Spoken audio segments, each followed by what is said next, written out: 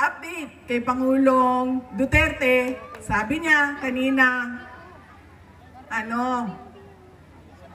kailan mo ba ako ilalabas dito sa detention center? Sabi ko sa kanya, relax ka lang dahil mamayang gabi meron kaming meeting doon sa distrito ni Joel Chua. Ay, sorry. Distrito ni Apple Nieto. Bukas 20 na yung bigas ninyo dito kasi dumaan sila. Salamat kayo sa akin! Ngayon lang ako napaisip nun Galing ako sa Leyte, Cebu, Negros, Bacolod, Negros Occidental. Lahat ng madaanan ko, Manila, Quezon City, nagtatanong, kamusta na ba si dating Pangulong Rodrigo Duterte? Ang dami ng mga hindi ko kilala, nagsasabi, ikamusta mo kami kay President Duterte? Kahit hindi kami magkakilala mga kababayan natin kung saan-saan. Okay lang po si Pangulong Duterte. Wala naman po siyang problema sa sakit. Ang kanya lang ay hindi siya marunong sa gawaing pambahay. Hindi siya marunong maglaba, hindi siya marunong magluto, at hindi siya marunong maglinis ng kanyang kwarto. At isa pa doon, siya ay may edad na, 80 years old si Pangulong Duterte. Ano daw?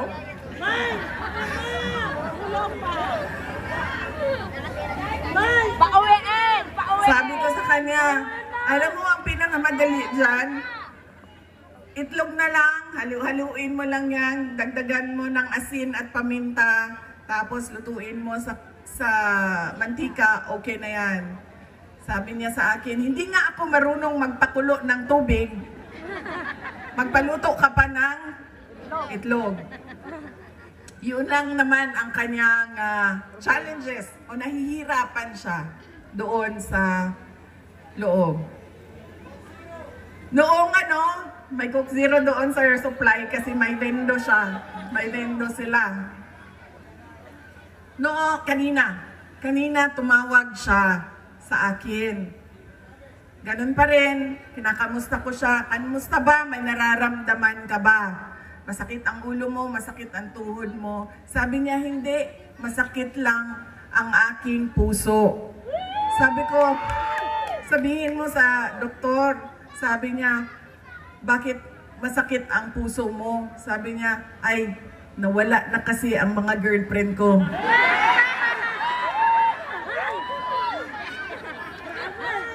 Sabi ko, ay, naku, huwag ka mag-alala. Dahil may 2 girlfriend dyan sa labas ng kulungan, nag-aaway, nag-aantay na lumabas ka.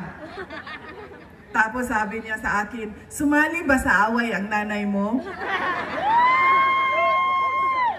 Sabi ko sa kanya, ay naku, wala na siyang pakialam sa'yo. Yan po ang update kay Pangulong Duterte. Sabi niya kanina, kailan mo ba ako ilalabas dito sa detention center? Sabi ko sa kanya, relax ka lang dahil mamayang gabi meron kaming meeting doon sa distrito ni Joel Chua. Ay, sorry. Distrito ni Apple Nieto.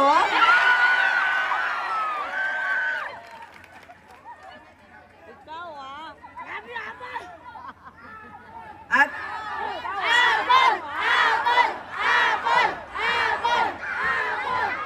nasaan na yung apple ko? Ito yung apple ko. Hindi man ito pulang-pula na apple. Naluspan man niya ito ang apple. Yung apple ko. Bakit namumutla itong apple na ito?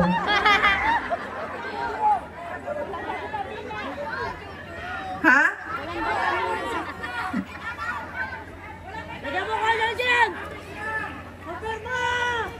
Nasaan ako? Ano magawin ko?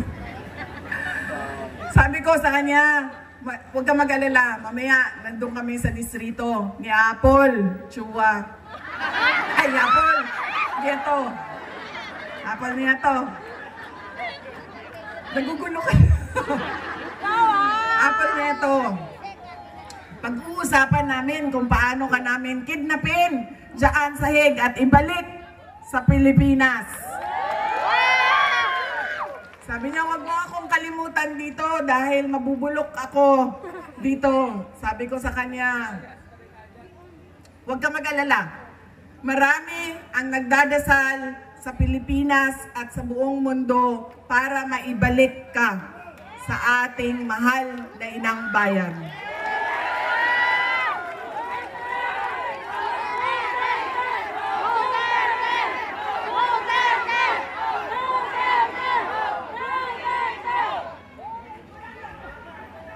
Yung mga nagtatanong kung kamusta si Pangulong Rodrigo Duterte, meron po kaming maliit, short, maikling video para sa inyong lahat.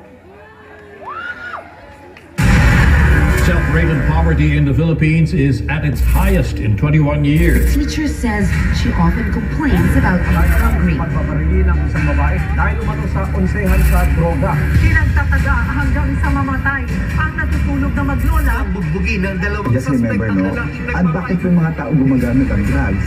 Remember, hindi sila addict. ng pag-aalagala, mga batang nagra-rugby, nagkalat sa gitna ng daan. Mga taong pinagbabaril habang bibili ng pagkain sa karinderya. Mabalat sa social media ang video ito ng pamamaril sa bahay. Instead of going to school, they spend their days scavenging to earn a living. Nagpamalenteng trabaho ang suspect at gumagamit pa umano ng droga. Good luck sa atin lahat.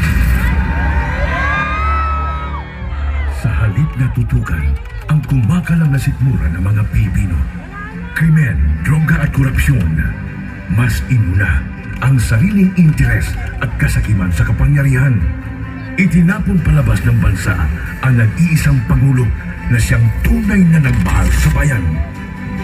Mula nung si Tatay Digong ang naging Pangulo, tumahimik yung mga MPs. Nagkaroon ako ng peace of mind na yung anak ko, kumbaga hindi sila delikado sa daan. Sobrang happy ako dahil nung umupo si PRRD, kahit sabihin natin maraming tumutugis, maraming tumutuligsa sa kanyang war on drugs. Pero majority po sa atin ng mga Pilipino, pwera na lang doon sa mga drug lords, mga drug user, mga ano, yun ang ayaw eh. Pero kami, lalo kami mga OFW, naramdaman namin ang safety sa aming pamilya. It's a time to be powerful and a time to be just a nobody. I used to describe the brightest star there was mine, shining brightly. And in a few days, I will be just a Rodrigo Duterte from Danau, Cebu.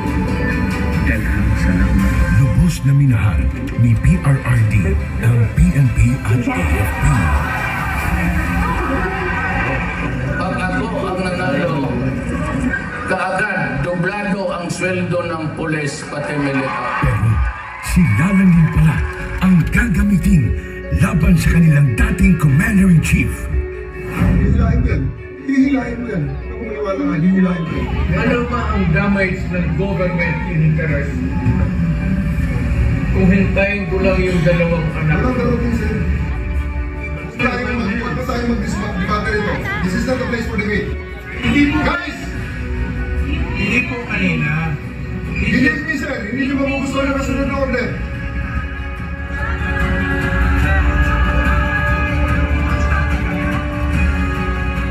Napilitan sa serbisyo ang iba dahil sa order ng isang bangag na namumuno sa kanila. Former Philippine leader Rodrigo Duterte has been taken into custody by the International Criminal At Court. yun ang simula ng pagliyab ng damdamin ng mga Pilipinong nagmamahal kay Tatay Digong.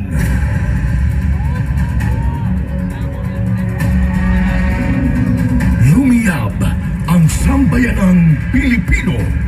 Bring PRRD home.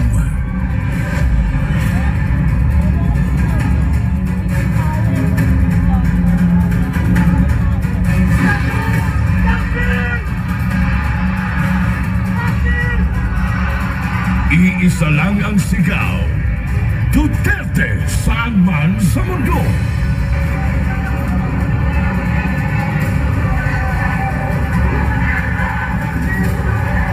Nagagalit ang taong bayan dahil ramdam ng lahat na walang nagawa ang administrasyong ito. Ang asikasuhin, hindi sariling mithiin. Nais nating katawanin ang nagkakaisang damdamin ng milyon-milyong Pilipino at isatinig ang kanilang pinag-isang mithiin para sa isang mapayapa at nagkakaisang Pilipinas.